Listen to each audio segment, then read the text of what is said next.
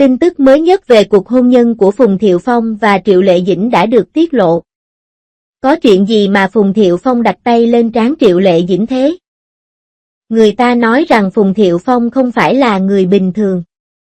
Năm ngoái, anh đã từ từ ôm mỹ nhân Triệu Lệ Dĩnh vào lòng, nhiều fan hâm mộ cảm thấy tốc độ này thật thần kỳ.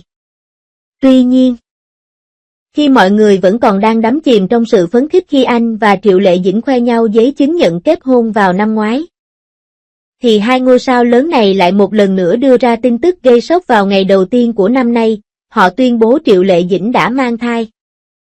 Mặc dù Phùng Thiệu Phong thích chơi trò tấn công bất ngờ nhưng người hâm mộ vẫn có thể cảm nhận được niềm vui trong lòng anh. Suy cho cùng, việc anh chiếm được một người phụ nữ xinh đẹp như Triệu Lệ Dĩnh chính là phúc phận lớn nhất. Là một người đàn ông, không có gì làm tôi thỏa mãn hơn việc có một đôi này đã đi từ việc ban đầu còn bối rối, đến phủ nhận, và sau đó đột nhiên công bố mối quan hệ của họ. Ngay cả bây giờ, nhiều người hâm mộ vẫn chưa thể chấp nhận được sự thật rằng họ sắp kết hôn. Nhưng nhìn theo hướng này, có lẽ cả hai đều đã tìm kiếm một nửa phù hợp với mình từ lâu rồi. Cả hai đều có những trải nghiệm tình cảm phong phú, và cuối cùng họ đã chọn nhau vì đối phương lấp đầy những khoảng trống của họ. Phùng Thiệu Phong được mời tham gia tập 2 của Cuộc Sống Kỳ Thú 2. Nhưng có vẻ như Triệu Lệ Dĩnh cũng đến. Rốt cuộc, chú Phong không thể ngừng nhắc đến Triệu Lệ Dĩnh, mọi động tĩnh của cô đều phải báo cáo lại cho vợ. Anh cũng lo lắng mình sẽ bị Triệu Lệ Dĩnh mắng. Phùng Thiệu Phong vốn quen với vai diễn tổng thống hống hách trong các bộ phim truyền hình, nay lại tỏ ra mình là cô vợ bé nhỏ trước mặt Triệu Lệ Dĩnh. Sau khi lên máy tức gọi điện cho Triệu Lệ Dĩnh, vui mừng như đứa trẻ 41 tuổi, anh lên trực thăng rồi, vợ ơi. Chú Phong vô tình tiết lộ trong chương trình rằng biệt danh của con trai mình là Kỳ Tương Hương. Có vẻ như anh ấy đã mắc lỗi và sợ bị vợ mắng. Ông nói Triệu Lệ Dĩnh nghe sợ hãi hay không biết liệu cô có thể kể lại câu chuyện này hay không. Anh vẫn lẩm bẩm trong chương trình rằng anh hối hận vì không đưa Triệu Lệ Dĩnh đi xem chương trình. Đáng tiếc là khi đến một nơi nào đó, anh luôn lo lắng Triệu Lệ Dĩnh sợ lạnh. Nhìn Phùng Thiệu Phong như vậy, tôi thực sự nghĩ đến 3 chữ y vợ nô. Vai trò của hai người trong Enawin ghi hoàn toàn giống nhau. Tôi thậm chí còn cảm thấy chú Hai khiêm tốn nói với Minh Lan, kẻ ta chỉ muốn con yêu ta thôi, sao con không coi trọng ta. Đó chính là Phùng Thiệu Phong trước mặt Triệu Lệ Dĩnh. Tình yêu của Phùng Thiệu Phong trước mặt Triệu Lệ Dĩnh thực sự có chút khiêm tốn. Học bình thường đột nhiên quen biết anh chàng đẹp trai trong trường. Cô ấy thực sự cảm thấy bất an và luôn lo lắng về việc được và mất. Tôi không biết Triệu Lệ Dĩnh có thực sự muốn kết hôn với anh ta không, hay chỉ đến với anh ta vì mục đích hẹn hò và kết hôn. Phùng Thiệu Phong đã kết hôn lâu như vậy. Con trai cũng đã lớn rồi nhưng vẫn chưa có nhẫn cưới. Khi được hỏi tại sao không đeo nhẫn cưới, Phùng Thiệu Phong thực sự tỏ ra hơi ngốc nghếch và nói, tôi không biết. Vợ tôi chưa bao giờ tặng tôi nhẫn cưới. Ai da, trêu Phùng Thiệu Phong, anh nghe lời vợ đi, cô ấy là chỉ huy của anh mà. Đúng vậy, Phùng Thiệu Phong, người đang mắc kẹt trong hôn nhân. Coi lời nói của vợ mình là chỉ dẫn tối cao cho mọi việc.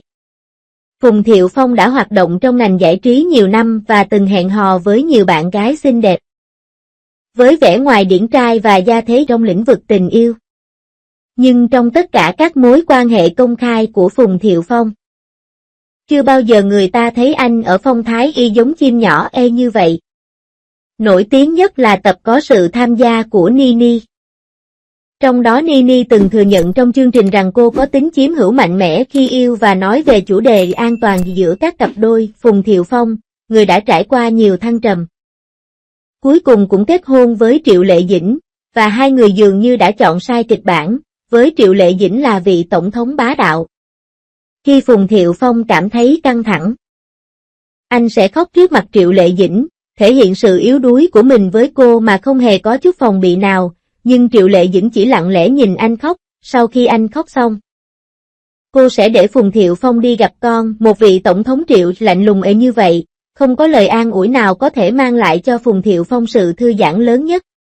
Đứa bé, Phùng Thiệu Phong sẽ lập tức ổn thỏa, Tập phim Mê cuộc sống kỳ thú thế này sẽ cho chúng ta thấy cuộc sống hôn nhân của Triệu Lệ Dĩnh và Phùng Thiệu Phong. Tình trạng gia đình của hai người nhìn qua cơ bản là rõ ràng, có chút ngoài ý muốn, nhưng cũng cảm thấy vốn nên như vậy. Chuyện tình của Phùng Thiệu Phong và Triệu Lệ Dĩnh giống như một bài viết thú vị về ngành giải trí. Triệu Lệ Dĩnh chắc chắn là nữ chính trong nhiều bộ phim cô tham gia. Nếu họ không trở thành ngôi sao, họ sẽ không bao giờ gặp nhau. Chỉ xét về gia thế gốc gác của họ, Triệu Lệ Dĩnh và Phùng Thiệu Phong không cùng một địa giai cấp. Triệu Lệ Dĩnh đến từ một vùng nông thôn ở tỉnh Hà Bắc. Cô ấy là một người dân bình thường 100%, không có xuất thân hay hậu trường. Cô đã dựa vào nỗ lực và tài năng của chính mình để vào vai vô số người hầu gái mà bạn không thể nhớ tên trước khi cô đạt được vị trí như ngày hôm nay. Đối với Phùng thể sống một cuộc sống xa hoa ngay cả khi không bước chân vào ngành giải trí. Cha ông là một ông trùm trong ngành dệt may và tài sản của gia đình lên tới hàng tỷ đô la. Chuỗi công nghiệp lan rộng khắp cả nước, Phùng Thiệu Phong là người thừa kế duy nhất, một thế hệ giàu có thực thụ thứ hai. Nếu anh ta thực sự không thể diễn tốt thì anh ta sẽ phải quay về và thừa kế tài sản của gia đình. Phùng Thiệu Phong từ nhỏ đến lớn chưa từng trải qua gian khổ. Diễn xuất chỉ là sở thích của anh ấy. Anh đã có một hành trình suôn sẻ vào ngành giải trí và trở nên nổi tiếng chỉ sau vài năm ra mắt với bộ phim truyền hình hiện tượng Epelis. Có thể nói hai người này có quỹ đạo phát triển hoàn toàn trái ngược nhau. Nhưng cho đến hiện tại, độ nổi tiếng, danh tiếng và các tác phẩm tiêu biểu của Triệu Lệ Dĩnh đều vượt qua Phùng Thiệu Phong. Phùng Thiệu Phong có thể đạt được sự trở lại như vậy là chuyện thường, nhưng từ một vùng nông thôn ở Hà Bắc trở thành nữ diễn viên hàng đầu trong các bộ phim truyền hình Trung Quốc. Triệu Lệ Dĩnh được định sẵn là có trái tim mạnh mẽ và mục tiêu quyết tâm hơn các ngôi sao nữ bình thường, và đây cũng là điều thu hút Phùng Thiệu Phong nhất. Phùng Thiệu Phong vốn quen với cuộc sống ổn định và sung túc nên không thể cưỡng lại phong cách tự do, độc lập của Triệu Lệ Dĩnh.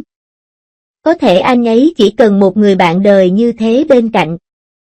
Người có ý tưởng rõ ràng, mục tiêu rõ ràng và không thiếu quyết đoán.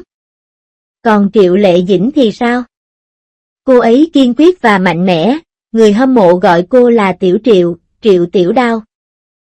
Cô ấy trông ngọt ngào và dễ thương, nhưng cô ấy sẽ không bao giờ đầu hàng hay hành động lẳng lơ, nhưng với tính cách như vậy và những khó khăn mà cô ấy đã phải đối mặt trên suốt chặng đường.